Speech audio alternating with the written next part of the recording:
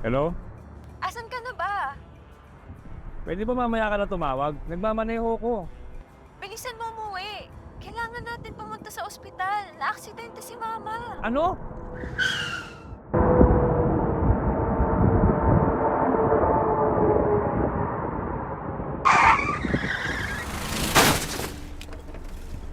Pambihira!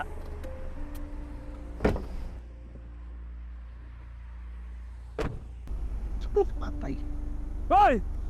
Bulag ka ba? Kita mong nakahinto ako dito, nananadya ka ba? Kakapagawa ko pa lang nito eh. Sisirain mo na naman. Ano? Sagot! Ako! Bulag! Sino ang babangga sa ating dalawa?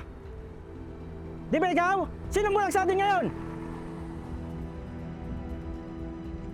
Eh, loko ka pala eh.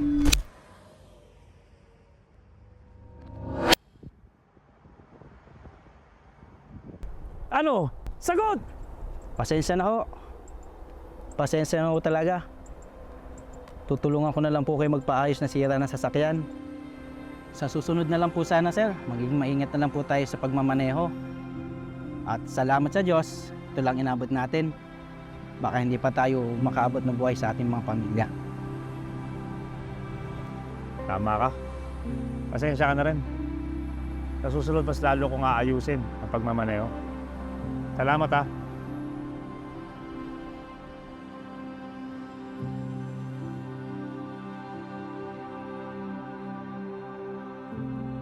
Kayo'y mga galit at huwag kayong mga kasala. Huwag lumubog ang araw sa inyong galit. Efeso 4:26